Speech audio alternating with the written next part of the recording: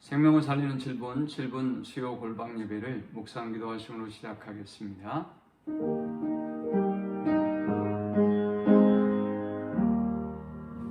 주님, 오늘 이 하루도 주의 은혜 가운데 거하게 하셔서 감사합니다. 악한 세상 가운데 주의 뜻을 분별하고 주님을 기쁘시게 하는 주의 자녀들 되도록 인도하여 주옵소서. 오늘도 우리의 모든 마음과 뜻과 힘을 다한 예배를 흠양하시고 주의 은혜로 진리로 충만한 시간이 되게 하여 주옵소서. 예수님의 이름으로 기도합니다. 아멘.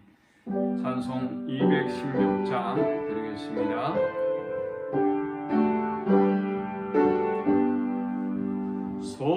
성자의 귀한 몸 날 위하여 버리신 그 사랑 고마워라. 내 머리 숙여서 주님께 비는 말 나누어 주님께 바치니까 지금도 날 위해 간구하심 이 옅은 믿음이 하옵나니 주님의 참사랑 고맙고 놀라워 찬송과 기도를 쉬지 않네. 주님의 십자가 나눠 지고 신실한 믿음과 마음으로 형제의 사랑과 친절한 위로를 네게라 베풀게 하옵소서. 만 가지 은혜를 받았으니 내 평생 슬픈 즐거우라. 이 몸을 온전히 주님께 바쳐서 주님만 위하여 늘 살겠네. 아멘. 이 시간에 주시는 살아계신 하나님의 말씀은 신약성경 로마서 12장 1절에서부터 3절의 말씀입니다. 그러므로 형제들아, 내가 하나님의 모든 자비하심으로 너희를 권하노니 너희 몸을 하나님이 기뻐하시는 거룩한 산 제사로 드리라. 이는 너희에 드릴 영적 예배니라. 너희는 이 세대를 본받지 말고 오직 마음을 새롭게 함으로 변화를 받아 하나님의 선하시고 기뻐하시고 온전하신 뜻이 무엇인지 분별하도록 하라. 내게 주신 은혜로 말미암아 너희 중 각 사람에게 말하노니 마땅히 생각할 그 이상의 생각을 품지 말고 오직 하나님께서 각 사람에게 나눠주신 믿음의 분량대로 지혜롭게 생각하라. 아멘. 우리는 지금까지 하나님의 뜻을 분별하는 원리들을 살펴보고 있습니다. 먼저 하나님의 뜻을 분별하기 위해서는 기도를 통해서 분별할 수 있습니다. 두 번째, 하나님의 뜻은 말씀을 통해서 분별할 수 있습니다. 오늘 세 번째 시간인데요. 세 번째는 우리의 생각을 통해서 하나님의 뜻을 분별할 수 있습니다. 하나님은 우리의 생각을 통해서 일하십니다.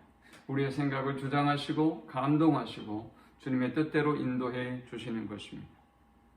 오늘 우리가 읽었던 이 본문에도 우리에게 하나님의 뜻을 분별할 것을 권면합니다. 또한 생각할 것을 말씀하고 있습니다. 우리는 이렇게 생각할 수 있고 분별할 수 있는 존재로 하나님이 만드신 것입니다.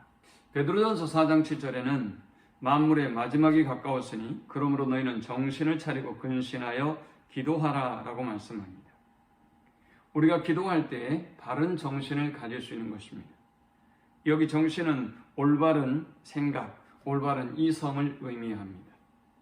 디모데후서 1장 7절은 말씀하기를 하나님이 우리에게 주신 것은 두려워하는 마음이 아니요 오직 능력과 사랑과 근신하는 마음이니 했습니다.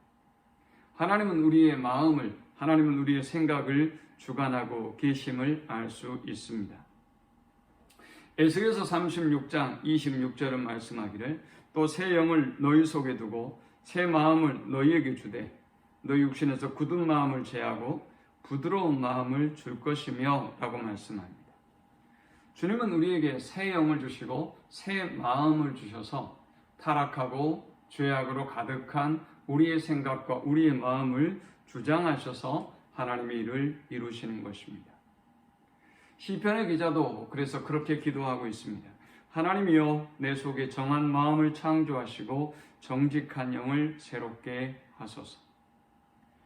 그런데 문제는 우리의 생각이, 우리의 정신이 영적으로 타락한 존재이기 때문에 우리가 하나님의 뜻을 분별함에 있어서 많은 장애가 있다는 것이죠. 그래서 오늘 본문에서 말씀하고 있습니다. 너희는 이 세대를 본받지 말고 마음을 새롭게 함으로 변화를 받아 라고 말씀합니다. 우리의 마음이 하나님이 원하는 마음이 되고 우리의 생각이 하나님이 원하는 생각을 갖게 될 때 그때 우리는 하나님의 뜻을 올바르게 우리의 생각을 통해서 분별할 수 있는 것입니다. 오늘 본문의 1절은 말씀합니다.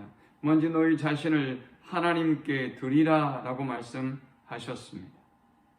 여기 드린다는 말씀은 하나님 앞에 내 모든 것을 포기하고 주님의 뜻대로 온전히 순종하겠다는 믿음의 고백을 담고 있는 것입니다.